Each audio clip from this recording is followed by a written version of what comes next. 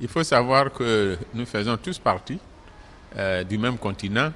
Pour prendre le cas de la Côte d'Ivoire, mais vous l'avez dit, d'autres pays au sud du Sahara, nous faisons tous partie de l'Afrique. Donc, nous avons tous le même destin. Ça, c'est le côté, je dirais, un peu sentimental, humaniste.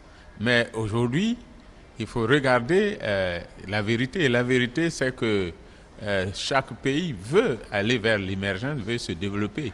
Et aujourd'hui, il est clair que le Maroc est en mesure de proposer à certains pays, en tout cas aux pays au sud du Sahara, est en mesure de proposer des solutions pour leur développement économique et qu'il n'est plus nécessaire d'aller forcément en Europe pour chercher ces solutions-là. Or, c'est ce que le roi de Sa Majesté, le roi du Maroc fait lorsqu'il va dans les pays africains. Il va avec des solutions, il va avec des hommes d'affaires marocains, avec des chefs d'entreprise qui vont faire des propositions de création d'entreprises, qui vont faire des propositions d'investissement. Ce sont toutes choses que nous attendons aujourd'hui des puissances occidentales et que nous n'obtenons pas toujours. Et si on a donc un pays ami, un pays voisin qui est en mesure de nous faire ces propositions, eh bien nous disons que c'est bienvenu. Donc voilà un peu aujourd'hui la signification profonde qu'il faut donner au fait que les relations sont beaucoup plus consolidées, renforcées, parce que ce n'est pas seulement des discours creux, mais c'est des propositions de solutions, des solutions de développement. Vous savez que ce que le monde cherche aujourd'hui, c'est bien entendu ce développement aujourd'hui.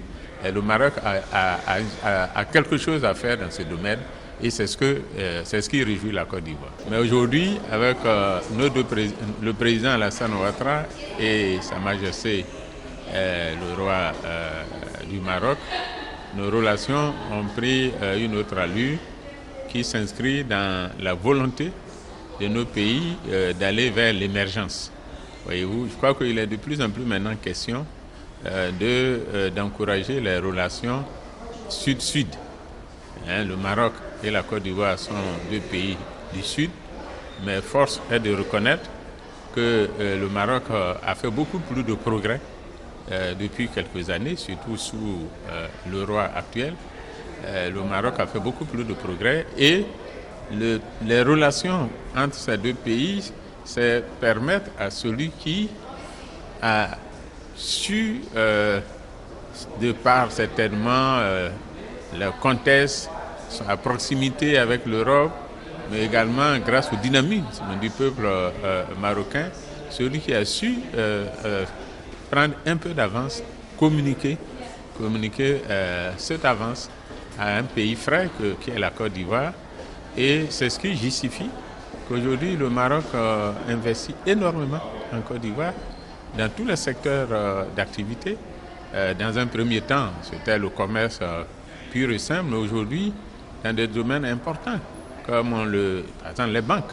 Il y a le secteur bancaire aujourd'hui détenu à une forte majorité par des banques marocaines. Également que le Maroc également dans l'amélioration des infrastructures routières. Le Maroc a des sociétés qui s'occupent du bitumage de plusieurs routes en Côte d'Ivoire, également dans le bâtiment.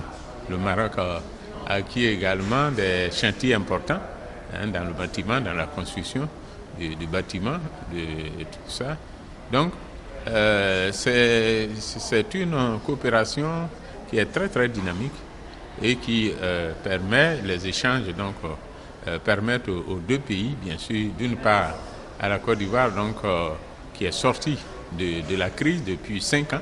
Il y a eu une crise qui a duré quand même plus de 10 ans, permettre à la Côte d'Ivoire de rattraper un peu ce retard, mais qui permet également au Maroc de se faire une place de choix dans un pays comme la Côte d'Ivoire, qui est quand même je dirais un peu le hub de toute l'Afrique occidentale. Donc, comme disait le président Alassane Ouattara, investir en Côte d'Ivoire, c'est en fait investir dans toutes les régions de la CEDEAO. Vous savez, la CEDEAO, c'est plus de 16 États. Et la Côte d'Ivoire est vraiment une plaque tournante. C'est un État de transit entre plusieurs pays de la CEDEAO.